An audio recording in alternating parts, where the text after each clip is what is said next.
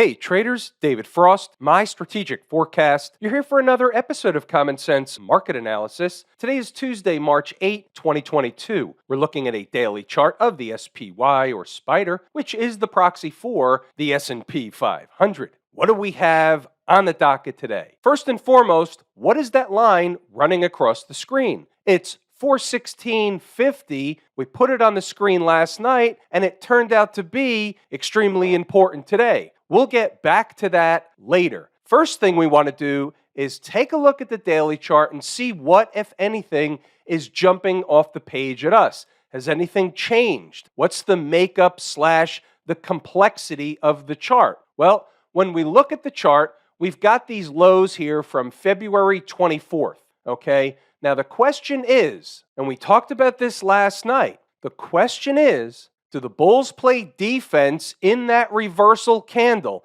That's institutional participation. Generally speaking, they're not always going to win, but generally speaking, they're going to send the special teams defense out on the field and defend that low and send the market up one more time for one more rally try off that reversal. Now, what happens if they don't? What's the other side? Well, there's two things that are the other side. So we talked about last night a little bit, and I've talked about it before, but let's do it again because they're approaching the lows. It's obviously not out of the question to either A, run a test of the lows, B, break the lows, and C, what happens if they break the lows? So that's what we're going to talk about a little further tonight. So there's a couple of different scenarios. Number one, and we talked about this many times already, if they close the week below that low, so we revert to the weekly chart, closing a week below the weekly reversal tail candle is definitely a negative for price action. It's obviously an important spot. Again, defense would normally come out on the field. If they break the low, they can break it intra-week, close a day or two below there, but if they close the week below there, then we're staring at lower prices in the face. We talked about it some last night and before. We've got the 100 period moving average. We have our shenanigans tail candle down at 365, and there's a bunch of other prices in between, but we don't need them now. We're just generalizing the concept of what happens if. Now, we're talking about closing a day or even getting below intraday, below that February 24th low. So here's generally what happened. Right now, there's a lot of puts in the market. There's a lot of bets that the market is going lower. Fair enough. There will most likely be more bets put on if they break the February 24th low. So here's the scenario. The more puts that pile up, the more chance you have for a short squeeze type of situation. The more puts that are in the market, the more they have to cover eventually. It's ripe when they break the low. It's ripe for a reversal type of situation. We've seen it many, many times. I point them out on intraday charts all the time, and the same thing applies on a daily, weekly, monthly chart. It doesn't matter. All charts act and react the same way. Closing the week below that number is one thing. Closing a day or even two below that number is not the same. It's a different thing. There's a chance for a rescue operation getting below. Closing the week below is a slightly different scenario. In fact, it's better than or more than a slightly different scenario. It's just different. So here's an hourly chart. We're going to get to inside the numbers in a few moments, but just from a generally speaking, this stuff works over and over again, we identified 416.50 last night. I showed you exactly where it came from. If you don't remember or you didn't watch the video last night, go back to that video and review the thing. I went over exactly where that number comes from. Inside the numbers, we had two other numbers on the board today, and it'll be interesting when you see the price action around those numbers. But here's what happened. So the market came into 416.50. This is yesterday's candle. This is today's first candle of the day. That's an hourly chart. This is what the 5-minute chart looks like. 416.50. They bounced around for a while, but that was in fact an important number as we suspected. And guess what? The fact that they came into it at the end of the day and ran down to close below it tells us something else. It tells us they have some other unfinished business or a different destination in mind. So don't be at all surprised to see more southern or downside activity on Wednesday. Wrapping up the daily chart, remember, the trend is your friend until she throws your shit out the window. Right now, the trend is firmly down, and you can see what happens. Each and every time the market tries to stage a rally, it gets beaten down with a stick. That's the trend. Remember the opposite. Flip the thing upside down and say, hey, in an uptrend, when the uptrend is very strong, what happens? All dips are bought up by the dip crowd, the pajama jockeys. We talked about them all the time. Now what do you have? You have the sell the rip crowd. Just for the visual on that, the uptrend goes on and on and on, and every time the market came down a little bit, it was bought right up, and they continued the trend up until what? Yes, the very end. Now they've turned, and you can see what happens even on a shorter duration chart, daily and even intraday. Each and every time they start to rally, instead of a buy the dip, you get a sell the rip type of environment. Let's check out inside the numbers. It was turnaround Tuesday. They hit them again overnight and already trying for a 0 dark 30 rescue and bounce back operation. So they do that leading up to the opening bell, and we talked about it last night. They do it in part, meaning who's they? The trick, trap, fool, and frustrate crew. They do it to screw over the holders of puts. So they think they have to cover early in the morning, and then they hit the market later in the day, leaving the put holders holding an empty bag. The put holders that make money are the ones that are able to sell the rips rather than guessing that the market's going to gap down tomorrow. If they continue to bounce higher this morning, we've got 423 as the first real important spot the bulls would have to work through. Remember 426.20 from last week and yesterday. Well, getting above 423 opens the door for them to make a run up to and try and recapture that spot. That was the bull case for this morning. Let's get our faculties with the visual. So we've got 3 lines on the chart. The bottom one was the support number. We all know what that is. The middle one is 423, and you can see what happened. They did run right up to that number. They stayed there just for about 15 minutes, 20 minutes or so. Then they did what? Ran right up to 426. Now you would think, hey, wait a minute. There's a lot of points in between 423 and 426. It's 32 S&P handles from one place to the other. How come I didn't have anything in between? We didn't need anything in between. That was the next number, at least I had, on the board. And then over to the right, late in the day, another reconfirmation that what? Yeah, that number was important. That's 323. It pays to know your numbers. Let's say it's another wounded cat bounce and they fall again. Where to? In last night's video, we discussed 416.50. All this is at 0 dark 30. It's on the board for inside the number members when you wake up. I'm up before you. And then here it is. A spike down another buck or so would be normal garden variety behavior. Below 415, and we'll have a real-time type of discussion about what's next. Back to the chart. There's your buck lower, 415.50. They never got to 415. They turned around, went back in the other direction. The rest is, as they say, history. So that's kind of the point.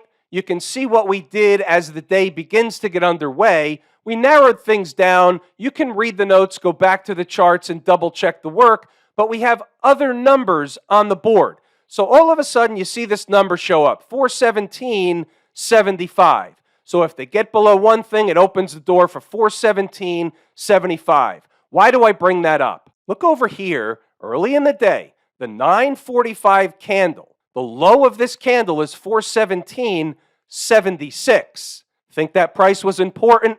When they come like that, touch it and go, maybe within a few pennies in either side of it, below or above, and they take off, especially when they come within 1 penny and take off. It's not that that's the bullish thing for the day. They're going to go up for the remainder of the day, but it tells you that that number is important. So it's either bullish and they go up for the remainder of the day, or they'll be back and they're going to go somewhere else because they didn't satisfy it, or as I call it, it's unfinished business. At the time, in real time, you don't know which one it is. But what you do know is by them running away from it really fast, coming up 1 penny short, you've got immediate confirmation that number is important, period. Want some more evidence? Down here, the 1405 candle, right? This is 2:05 in the afternoon. The low is what? 417.81. They did what? They ran away from it again to another important number. Can you see how this works? Let's see what the notes say as the day gets underway, and then I'll pause the video. You read the notes, go back to the charts, and double check the work. 9:39. After 417.75, we have the following: 416.50, 415.50. Now let me get right to the meat of it. As they're bouncing around, you can read the notes and obviously double check the work, but here's the situation. At this point, and we'll circle back to stocks on the move, we had two of them in our pocket by 10 o'clock. So here's the SPY trade if they give it. Half a position at 416.50, another half at 415.50. Closing candles below 415 opens the door for 412.90, so you know where you're wrong and what kind of risk you're looking to take or not take on. Now, they bounced around down there for a while. It became trader's choice. I was looking for the lower number after it bounced around at the higher number. However, it's trader's choice. More aggressive traders are just going to buy the thing down there, and more conservative traders are waiting for a specific thing to happen, and they end up missing trades like me. But here's the situation. It's a trade, not a marriage. Starts as a scalp and can morph from there. 415.50. Getting much below 415, not good, blah, blah, blah. That's the meat and potatoes of the thing. As I scroll up, pause the video. Read the notes, go back to the charts. You've seen this over and over and over again. So therefore, if you're active in the market during the trading day, it behooves you to have a tour guide with numbers that you can put on a chart. You can watch it all day. You can see how they react and act around certain numbers and decide how important those numbers really are.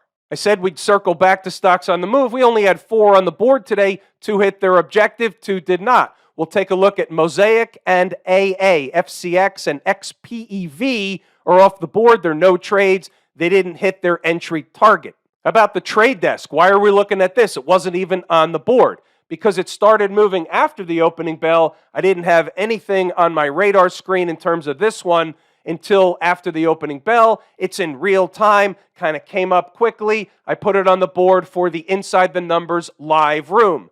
$60.89. Anybody think that's important? Yes, it was. Was a bit of a blockbuster day in the live room. We had Alcoa 80.80 and 77.75. Check this out. The low here, 77.77, and then they ended up going on the rocket ride. Either way, Jordan and many other traders in the room got a nice profit on Alcoa.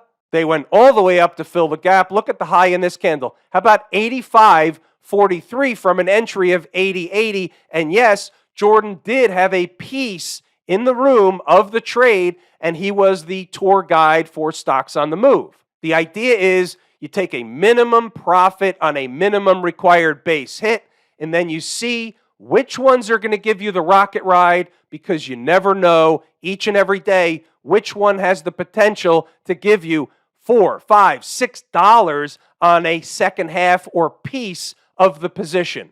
Nice trade. Mosaic, same routine, getting a haircut at the opening bell, 57.54. They spike it, turn around, go on a rocket ride. Look at the high in this candle here, 62.64, another $5 on this particular stock. They retrace all the way back when the market dumped out in the afternoon to where? 57.54.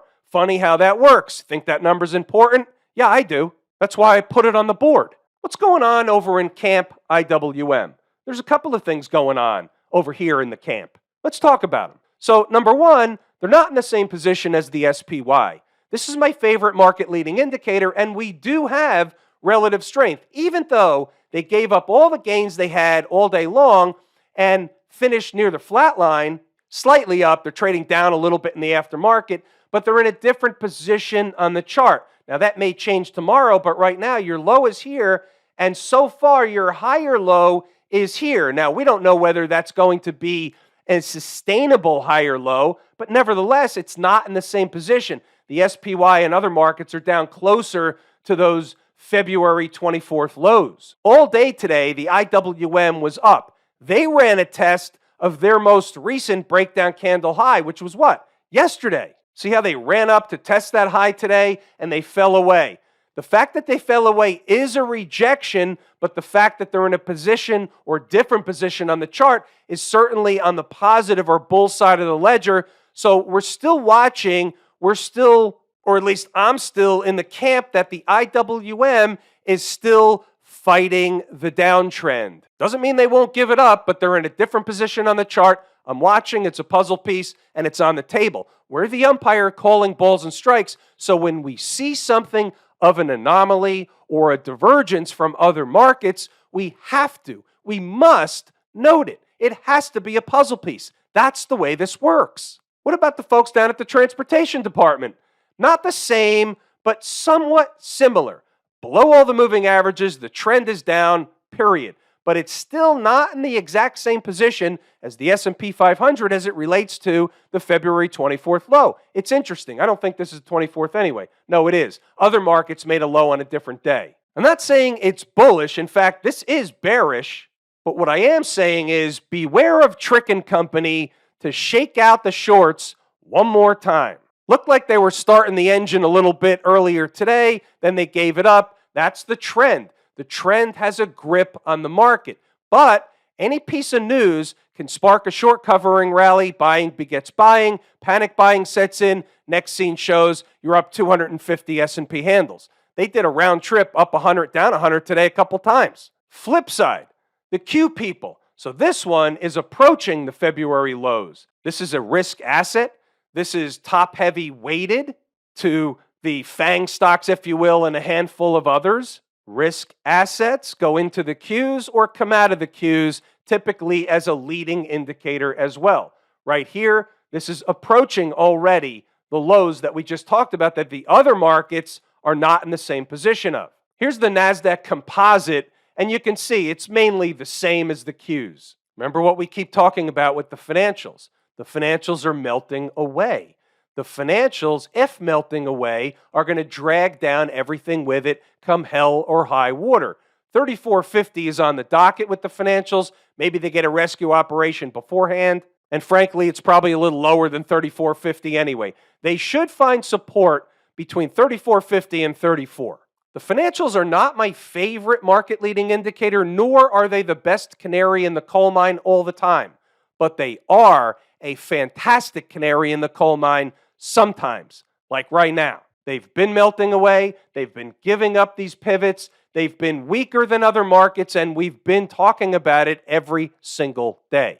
Smashmouth already gave up the lows from last month, and we know that the semiconductor space is a good proxy for the tech space as a whole. This was a bear flag pattern. It's breaking down. It wants to get to the 100 period moving average. 2.25 is a good spot. 221 is a better spot if there's an all-out flush. 215, best spot. Put it on a sticky note. That'll change later, but I'm talking about on a collapse.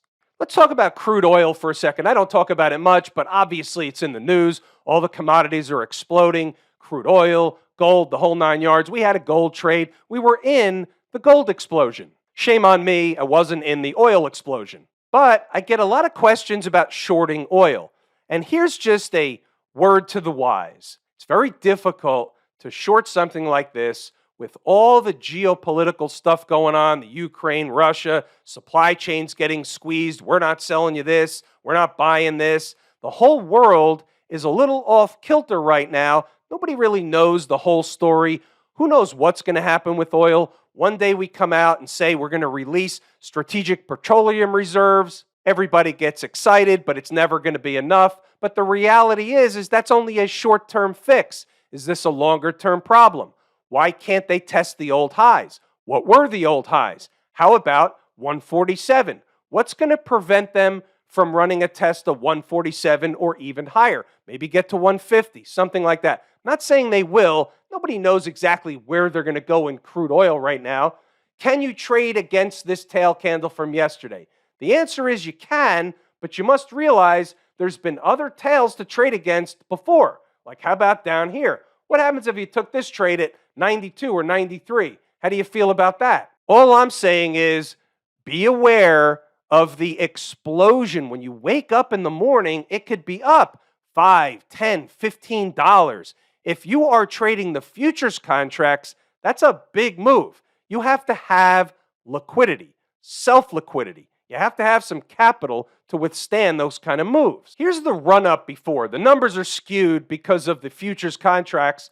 The high at the time in the near term or front month contract was 147. But just look at this for example. Now, this is a monthly chart, but how many people, how many times do you think this thing was shorted on the way up to 147? So my point is, beware. Just keep this kind of thing in mind. Sometimes it's not return on capital that counts the most. It's return of capital that counts the most. The other side of that is we do know this.